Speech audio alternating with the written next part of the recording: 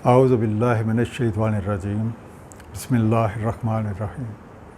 السلام علیکم خواتین و حضرات، قرآن فہمی کے سلسلہ سوالات اور جوابات کے ساتھ آپ کی خدمت میں حاضر۔ میرے ساتھ تشریف فرما ہیں جناب علی اصغر عظیمی صاحب، اور میرا آج کا جو سوال ہے وہ نصیب اور تقدیر کے حوالے سے ہے۔ ہم میں سے اکثر لوگ اپنی ہر تکلیف اور ہر دکھ کا ذمہ دار اپنی نصیب کو قرار دیتے ہیں، اور بعض اوقات تو ہم لوگ اسے اللہ تعالیٰ کی مرضی قرار دیتے ہیں۔ تو میری آپ سے درخواست یہ ہے کہ قرآن حکیم کی روشنی میں آپ برائے کرم اس بات کی وضاحت فرما دیں کہ یہ نصیب کیا ہے، یہ کیسے بنا ہے، اور کیا نصیب اور تقدیر ایک ہی چیز ہے یا کہ دونوں مختلف چیزیں ہیں؟ بہت شکریہ جناب، اللہ تعالیٰ آپ کے علم میں اضافہ فرمائے اور ہمیں سب کو عمل کرنے کی توفیق دیں۔ آج کا سوال بھی بہت اہمیت کا عمل ہے کہ کنفیوژنز بہت زیادہ ہوتی ہیں۔ نصیب کے حوالے سے جب بات کی جاتی ہے تو اکثر یہ سمجھا جاتا ہے کہ جو نصیب میں ہے وہ ملے گا، اور اس کے لیے ہمیں کیا کرنا ہے اور یہ کیسے کرنا ہے۔ تو نصیب اور مقدر، پہلے اس کو الفاظ کو ڈیفائن کر لیتے ہیں۔ نصیب کا لفظی مطلب ہوتا ہے حصہ، کسی بھی چیز میں سے جو حصہ مقرر کیا جاتا ہے اسے نصیب کہتے ہیں۔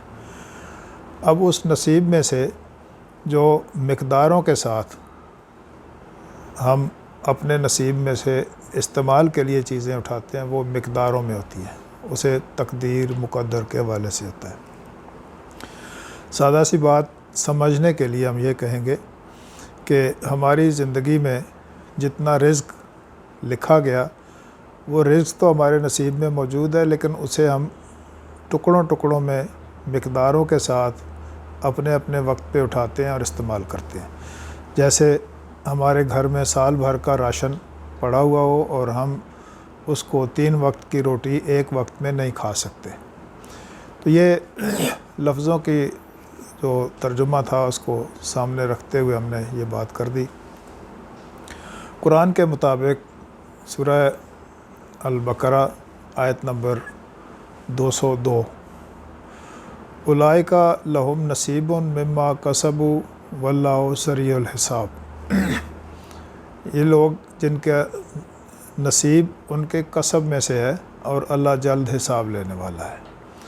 نصیب و مما کسبوا پہ جب بھی بات ہوتی ہے بہت سارے لوگ اس پہ اعتراض کرتے ہیں کہ جی یہ تو نصیب تو اللہ تعالیٰ نے خود لکھا، اور اس میں کسب کہاں سے آ گیا، جبکہ دنیا میں آنے سے پہلے ہمارا کوئی ایسا معاملہ ہی نہیں تھا۔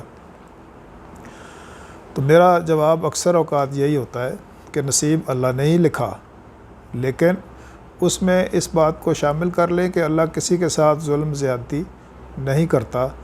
تو جب ظلم زیادتی نہیں کرتا تو پھر نصیب لکھنے میں کیوں کسی کو کمی اور زیادہ بیشی کا شکار کیا جاتا ہے؟ اکثر لوگ اس بات کی طرف کہ ہمیں اس اپنی وجود والی زندگی کے پیچھے پیدا ہونے سے پہلے کے جو معاملات ہیں ان کے بارے میں بالکل بھی خبر نہیں ہوتی، جس کی وجہ سے ہمارا یہ شکوہ بنتا ہے کہ ہمارا نصیب اللہ نے کم لکھ دیا، اللہ نے زیادہ لکھ دیا، اللہ نے بیمار کر دیا، اللہ نے غریب کر دیا، اللہ نے ہمارے عزیز و اقارب میں سے کسی کو موت دے دی۔ تو یہ شکوہ بہرحال موجود رہتا ہے اس وقت تک جب تک ہمیں یہ پتہ نہیں ہوگا کہ ہمارے اس دنیا میں اس وجود میں ظاہر ہونے سے پہلے ہماری زندگی کیا تھی، وہ عالم کیا تھا، وہاں زندگی کی طرز کیا تھی۔ ہمارے بزرگ فرماتے ہیں کہ جب ایک آدمی اس دنیا میں آتا ہے تو پہلے کسی عالم میں موجود تھا تو یہاں آیا۔ تو اس حوالے سے جب میری ایک دفعہ بات ہو رہی تھی، ایک صاحب آئے میرے پاس تو کہنے لگے جی اس دنیا میں آنے سے پہلے ہمارا تو کسب ہو ہی نہیں سکتا، ہم تو عالم ارواح میں تھے۔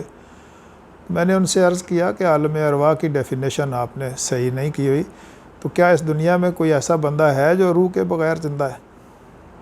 تو کہنے لگے نہیں۔ تو میں نے کہا اس عالم کو کیا عالم ارواح نہیں سمجھتے آپ؟ تو کہنے لگے نہیں، وہ دنیا میں آنے سے پہلے جو عالم ارواح تھا وہاں وجود نہیں تھے۔ تو میں نے ان سے عرض کیا کہ قرآن پاک اٹھا کے لے آؤ، سورہ البقرہ کی 35ویں آیت، جس میں اللہ تعالیٰ فرما رہے ہیں وَقُلْنَا يَا آدَمُ اسْكُنْ أَنْتَ وَزَوْجُكَ الْجَنَّةَ فَكُلَا مِنْهَا رَغَدًا حَيْثُ شِئْتُمَا وَلَا تَقْرَبَا هَٰذِهِ الشَّجَرَةَ فَتَكُونَ مِنَ الظَّالِمِينَ۔ اور کہا ہم نے اے آدم، تو اور تیری زوج جنت میں رہو، جہاں سے جی چاہے خوش ہو کے کھاؤ، اس شجرہ کے پاس نہیں جانا ورنہ ظالموں میں سے ہو جاؤ گے۔ اس آیت پر تھوڑا سا غور کریں تو یہ واقعہ دنیا میں آدم کو اور آدم کی زوج کو دنیا میں بھیجنے سے پہلے کا ہے۔ جب یہ پہلے کا واقعہ ہے تو وہاں جس عالم ارواح میں آپ موجود تھے، وہاں آدم اور زوج دونوں کو الگ الگ مخاطب کیا گیا، اور یہ انداز تخاطب یہ بتاتا ہے کہ زوج بھی موجود تھی اور آدم بھی موجود تھے۔ تو روح کا تو کوئی جینڈر ہوتا ہی نہیں ہے کہ اگر وہ دونوں روحیں تھیں تو پھر تو جینڈر نہیں ہونا چاہیے۔ بہرحال وہاں ایک بات یہ کہ آدم اور زوج دونوں کو مخاطب کیا گیا، دوسرا یہ کہ جہاں سے جی چاہے خوش ہو کے کھاؤ، جی چاہے کا اختیار بھی موجود ہے اور خوش ہو کے کھانے کا بھی کام موجود ہے۔ تو تیسری بات یہ کہ جب آدم علیہ السلام سے جو سہو یا غلطی ہوئی، وہ غلطی دنیا میں آنے سے پہلے ہوئی یا دنیا میں آ کے ہوئی؟ تو وہ صاحب فرمانے لگے کہ جی وہ تو پہلے ہوئی، جنت کے ماحول میں ہوئی۔ تو میں نے کہا پھر وہ ماحول جس کو آپ عالم ارواح کہہ رہے ہیں، وہاں زوج بھی موجود ہے، کھانا پینا بھی موجود ہے اور چوائس بھی موجود ہے۔ اس کے ساتھ ہی چوائس کے ساتھ ساتھ غلطی بھی ہوئی۔ تو غلطی اگر دنیا میں آنے سے پہلے آدم علیہ السلام سے غلطی ہو سکتی ہے تو ہم سے بھی ہو سکتی ہے۔ تو دنیا میں آنے سے بھیجنے سے پہلے جس کو بھی یہاں بھیجا گیا تو اسے پچھلے عالم میں بیفور برتھ جس بھی سچویشن میں وہ تھا، ہم اس ڈیٹیل میں آج نہیں جائیں گے، انشاءاللہ پھر کبھی سوال آئے گا تو اس پر بھی جائیں گے، لیکن جہاں بھی ہم تھے وہاں ہم پوری طرح سے فنکشنل تھے۔ وہاں ہمارا کسب کمائی تھا، غلطی تھی، نیکوکاری تھی، حکم عدولی تھی اور حکم برداری تھی، ساری باتیں موجود تھیں۔ تو نصیب مما کسبوا، نصیب تمہارے کسب میں سے لکھا جاتا ہے، چاہے اس دنیا میں آنے سے پہلے ہم نصیب لے کے آئے تو وہ بھی کسب کا نتیجہ، اور یہاں سے جب جائیں گے تو یہاں پر کیے گئے کسب کے مطابق اگلے عالم میں اپنا نصیب ساتھ لے کے جائیں گے۔ تو عام سی بات ہے، غور کر لیں کہ ہم سارے مسلمان اس بات پہ اتفاق رکھتے ہیں کہ جو ہم یہاں کر رہے ہیں اگلے عالم میں، اگلی زندگی میں، اگلے جہان میں یہ ہم نے بھگتنا ہے۔ تو اس بات پہ تھوڑا سا غور کر لیں کہ جو ہم یہاں بھگت رہے ہیں یہ کہاں سے آیا۔ تو یہ وہ حصہ ہے جہاں نصیب کا شکوہ ختم ہو جاتا ہے اور یہ کہا جاتا ہے ربنا ظلمنا انفسنا وَإِن لَّمْ تَغْفِرْ لَنَا وَتَرْحَمْنَا لَنَكُونَنَّ مِنَ الْخَاسِرِينَ۔ اے ہمارے رب، ہم نے اپنے نفسوں پر ظلم کیا، جس کی وجہ سے یہاں کے سچویشنز، یہاں جو توفیقات دی گئیں وہ ہم نے پائیں۔ اگر تو ہمیں معاف نہیں کرے گا اور رحم نہیں فرمائے گا تو ہم خسارہ پانے والوں میں ہو جائیں گے۔ تو نصیب ہمارے کسب کا نتیجہ ہے، چاہے یہاں کا ہے، چاہے اس سے پچھلے عالم سے لائے ہیں، چاہے اس کو آگے لے کے جائیں گے، یہ ہمارا نصیب ہے، ہمارا حصہ ہے۔ اس میں سے ہم مقداروں کے ساتھ جو اپنے نصیب میں سے جو اٹھائیں گے اس کے لیے ہم کوشش کریں گے، اس کے لیے ہم نے کام کرنا ہے، حرکت کرنی ہے اور اپنے نصیب میں سے لے کے کھانا ہے۔ اب نصیب کو کہیں بڑھایا گھٹایا بھی جا سکتا ہے، قرآن اس بارے میں بھی ہماری رہنمائی کرتا ہے، لیکن چونکہ آج کے سبجیکٹ میں میں اس کو اگر چھیڑ لوں گا تو یہ ٹاپک لمبا ہو جائے گا۔